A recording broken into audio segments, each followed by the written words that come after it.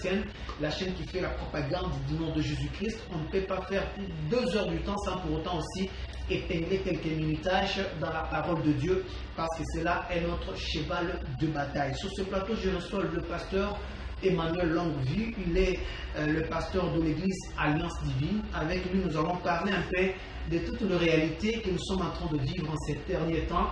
La maladie, la peste, Covid, coronavirus, est aussi un signe annonciateur de l'avènement de Jésus-Christ au dernier jour. C'est tout à l'heure avec l'homme de Dieu. Bonjour, pasteur Emmanuel. Bonjour, Tonton Giga. Vraiment, ça fait un bail que je vous ai eu sur ces plateaux et aujourd'hui j'ai le plaisir de vous recevoir encore. Très longtemps, moi je suis content d'être ici. Voilà. Alors, pasteur Longuevue, papa Emmanuel, comment vous passez le confinement? Je peux dire au rythme. Au rythme du confinement. Au rythme. Voilà. Les églises qui ne se réunissent plus, pas de rassemblement au plus de 20 personnes, pas de salutations à main. Vous éternuez au coude de la main. Est-ce que vous respectez aussi le geste barrière? C'est important pour tout le monde. Oui. Moi aussi, je fais partie. Voilà. Moi, je suis obligé de respecter ce qu'on nous a dit, voilà, pour être toujours en vie, puisqu'on a besoin de vivre aussi longtemps. De vivre aussi longtemps. Peut-être vous allez vous dire que vous prenez la foi en Jésus-Christ. Le sang de Jésus-Christ est capable même de ne pas faire pénétrer les coronavirus comme le disent les autres. C'est bel et bien d'avoir la foi, mais du moins, il ne faut pas mettre la foi, je peux dire comment, en exercice par rapport à votre façon de concevoir des choses. Voilà, je peux dire comme ça. Tu vois? Donc, quand on vous dit qu'il fait ceci comme étant des mesures préventives, pour te garder en bonne et due forme, il faut respecter, puisque le virus est invisible. Voilà. C'est important, les mesures comme ça. La foi n'exclut pas les contrôles, la prudence plutôt. Notamment. Voilà. Alors, pasteur, nous serons bilingues. Le Banalingala, un jour, pasteur. 15 jours dimanche, moko boye, tu revends dans la banda. Tu kanaka jamais. Que dimanche, moko beti pena boye, tu vas te pena banda total sur la télévision, tu vas sur la WhatsApp, la Facebook. Personne ne s'attendait à 100 jours. Il y a de cela 2 années. Mais aujourd'hui, le monde sont dispersés. Dimanche, comme les Galabiso n'a pas parlé. Pasteur, est-ce que c'est la volonté de Dieu ou bien c'est une chose fomentée dans le labo diabolique pour nous disperser dans l'Anzambé à travers la maladie du coronavirus? Pour moi, je crois dire, comme nous dit la Bible, que le lendemain appartient à Dieu. Mais vu cette réalité, moi je ne peux pas forcément dire que c'est la volonté de Dieu que l'humanité tout entière puisse passer de telles périodes qui n'est pas agréable. Donc je ne peux pas vraiment affirmer que c'est la volonté de Dieu. Mais je crois que derrière cette réalité, certainement, il y a une main noire. Tu vois? Et là, en parlant de cela, je suis en train de voir aussi la mauvaise gestion de quelques personnes qui ne nous permet pas de retourner dans notre ancienne vie. Voilà. Donc, ils ne luttent pas comme il faut pour nous permettre de reprendre les activités. De nous vaguer ça et là par rapport aux endroits qu'on partait pour chercher un peu de pain. Quoi. Donc, je peux dire quand vous parlez d'une main noire, c'est de l'occultisme peut-être derrière tout ceci. Par exemple. Loin de là. Loin de là. Voilà. Loin de là. Ça ne peut pas être de l'occultisme. Mais du moins, nous avons reçu un peu quelques informations à propos de la réalité que nous sommes en train de traverser en ces jours. Tu vois? Je crois qu'il m'avait envoyé un SMS en disant que tu vas essayer de parler si le corona, ça peut être le signe du temps de la fin ou le signe qui annonce la fin du temps. Pendant que j'avais vu votre texto, je me suis dit que bon, pas forcément comme ça. Je m'étais référé à ce qui est écrit dans le livre de Matthieu, certainement Matthieu chapitre 24, à partir du verset 6, en descendant jusqu'au verset 8, tu peux sauter, tu parles toujours dans le livre de Matthieu 24, verset 10 jusqu'au verset 14. Le Seigneur a essayé un peu de parler sur le signe du temps de la fête, si tu peux me permettre de lire ça. Là, je suis en Matthieu 24, 6. Il est dit, il s'assit sur la montagne des Oliviers Et le disciple vers en particulier lui faire cette question. Dis-nous, quand cela arrivera-t-il et quel sera le signe de ton avènement et de la fin du monde, tu vois. Et à partir du verset 6, il est dit, vous entendrez parler de guerre et des bruits de guerre. Gardez-vous d'être troublés, car il faut que ces choses arrivent, mais ça ne serait pas encore la fin. Là maintenant, c'est Jésus qui est en train de répondre aux disciples. Si je peux continuer, une nation se lèvera contre une nation et un royaume contre un royaume, et il y aura en divers lieux des famines et des tremblements de terre. Tout cela ne sera que le commencement des douleurs. Mais le Seigneur n'avait pas précisé, bon, je fais allusion directement à la réalité actuelle. Le Seigneur n'a pas dit que si vous voyez ça, ça annonce évidemment la fin du temps. Non.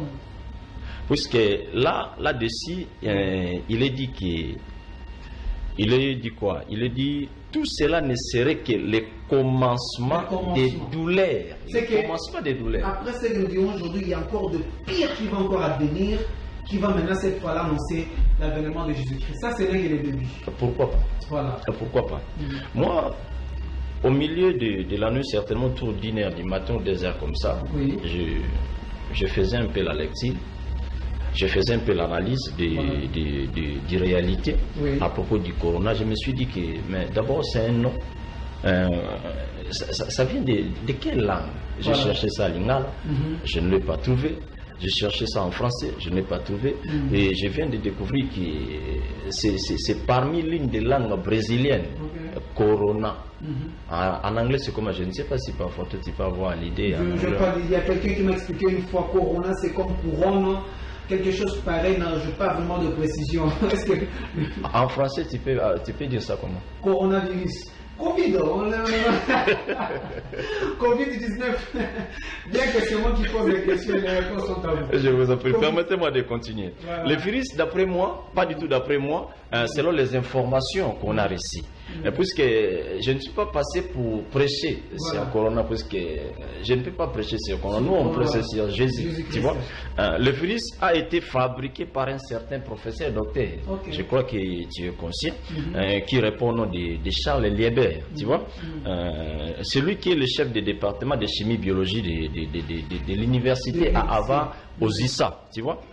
Selon les rumeurs, le virus, après avoir été inventé, il a été vendu. Il a été vendu en Chine. Mais dans une autre version, on nous a dit que ce virus a commencé à partir de la Chine. Tu vois, donc c'est pour cela que je viens de dire que selon les rumeurs. Donc nous n'avons pas du tout la précision à propos de ces virus. Mais ce que moi je peux dire, la pire vérité de ces virus est connue par les décideurs physiques du monde. La pire vérité de ces virus. Ce sont ceux-là qui décident. De grandes puissances. Voilà. Des décideurs. Oui, ce sont eux qui ont la connaissance de la provenance de ces virus. Sous mes yeux, j'ai regardé la télé. J'avais vu le premier ministre italien qui plairait au devant des micros publics. Oui, il le plairait. Surtout qu'ils ont perdu beaucoup de personnes. Oui. Qu'est-ce qu'il avait dit? Nous avons fourni tous nos efforts pour éradiquer la maladie. Nous avons fait tout ce qui est possible pour ramener la vie. Mais tous les efforts sont nuls.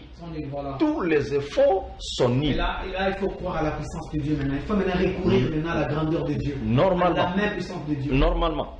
Et nous avons plus d'espoir personnel. Notre unique espoir reste Dieu. Le Père du ciel et de la terre. Tu vois? Et sur cette pandémie, coronavirus, l'Italie a enregistré tout au début là, une affaire de 793 morts dans 24 heures. Donc l'effectif est plus de 5000 morts, plus que la Chine. Là, je dis bien tout au début, pendant que l'affaire a été encore très chaude. Donc ça tue. Ça a pris la vie de plusieurs personnes. Et si je peux retourner dans la question que tu m'avais posée, si la présence du corona est en train d'annoncer la fin du temps, moi j'avais dit à l'église non. Ça n'annonce pas la fin du temps. J'ai vu d'autres prédicateurs qui publiaient dans des réseaux sociaux que Corona veut dire 666, loin de là.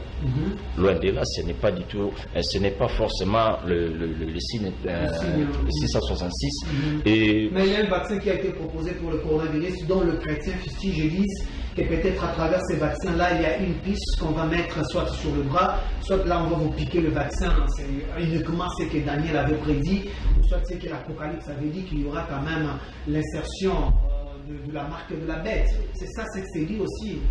Selon les rumeurs, et on n'est pas condamné à ne pas analyser des choses. Voilà, il faut toujours analyser. L'homme en lui-même, il aime sa vie. Voilà. Et par rapport à la réalité que nous sommes en train de traverser ou de passer, tout le monde est devenu sensible. Il ne peut pas se permettre d'accepter n'importe quoi, bien que c'est pour la sécurité de sa vie, pour la sécurité de la vie de ses enfants, ou de son mari, ou de sa femme.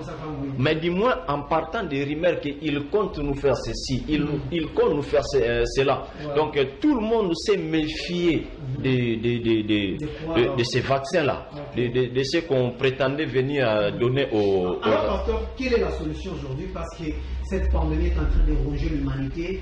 Quel message que vous avez à livrer au peuple de Dieu en rapport avec la maladie coronavirus? Ça sera aussi votre mot de la fin avant de nous séparer avec vous. Permettez-moi de dévier un peu ta question, de dire une autre chose, mais moi je dois te répondre. Moi, j'avais dit aux gens que le virus était bel et bien présent. Il est aussi bel et bien présent. Mais pour nous, étant que des enfants de Dieu, moi j'avais dit à l'église que divinement nous étions déjà immunisés. Nos vies ont été activées par une protection surnaturelle. Même si l'humanité ou le monde nous présente des moyens adéquats, mais du moins moi par ma foi, j'avais dit que je me protège par rapport aux mesures. Bien que vous observez les mesures barrières, oui, mais quand vous avez la foi. Mais depuis que j'avais entendu la nouvelle, puisque je me suis dit quelque chose qui est invisible, ça se trouve entre les mains, au tissu, dans nos portes, ainsi de suite. Comment est-ce que je peux échapper à cette réalité? Si ce n'est qu'une protection surnaturelle de Dieu qui pourra nous épargner vis-à-vis de cette réalité. Papa, plus de 20 000 personnes mortes, c'est beaucoup. Ça, c'est la statistique qu'on nous avait donnée certainement vers la fin du mois, de mars ou d'avril comme ça. Donc, c'est ce qu'on nous avait annoncé. Et les moyens qu'on nous a présentés tous pour qu'on arrive à échapper à cette réalité, c'est d'abord le confinement. Tu vois, le confinement, c'était un moyen humain qu'on a appliqué pour faire disparaître du surface de la terre la présence de ce maudit virus, qui est le virus de la peur ainsi que de la mort. Alors, pasteur, l'adresse de l'église, avant de nous séparer, et aussi mot de la fin, pour permettre à ce que nous puissions entamer notre deuxième partie de la tranche matinale, le deuxième sujet. Votre mot de la fin et aussi à ceux qui vous ont suivi ce matin. Ok. Le mot de la fin pour moi, je dois dire que à propos de la période dont nous sommes en train de traverser, et ce que les enfants de Dieu ou le monde entier peuvent faire, comme j'avais dit que ce n'est pas un signe qui annonce la fin du temps. Donc les hommes doivent se repentir pour ceux-là qui ne se sont pas encore repentis. Là c'est un. Deuxièmement, je peux dire aux gens de recevoir Jésus. Ceux-là qui n'ont pas le Seigneur en eux. Et mon troisième point, je peux dire que marchons dans la vérité. C'est tout. Et si je peux donner l'adresse de l'église. On croit que nous comptons déplacer l'église, mais momentanément nous sommes encore sur l'avenue d'Indanda, 22 bis, quartier 9. Quartier 9 à nous sommes encore là, mais très bientôt nous sommes en train de nous arranger pour déménager, afin de changer l'adresse, et je ne manquerai pas de revenir pour vous donner cette adresse-là. Salutations, maman pasteur, le nom. Vous n'avez pas vous échapper. Oui, la femme que j'aime bien, c'est Sandrine Baya, ainsi qu'à mes deux jolies princesses, Divine Hat, ainsi que Christ Light. Tonton Jika te salue de loin. Voilà, si je peux ajouter même le pasteur que j'aime tant, mon révérend le pasteur Crisola, le pasteur Philippe Mabinga, et le révérend pasteur Fatih Kembo, et tout le peuple de l'église Alliance Divine, je leur salue. Merci beaucoup, pasteur Emmanuel Longvie, que j'ai reçu ce matin pour les comptes de notre invité. Il nous a parlé sur le Covid-19, nous disant que le Covid-19, c'est pas du tout c'est la fin du monde, mais plutôt c'est quelque chose d'abord fomenté dans un labo qui a échappé peut-être à quelques génies de ce monde, mais peut-être d'ici là, le bon message qu'il a donné que nous devons recevoir Jésus-Christ comme Seigneur et Sauveur.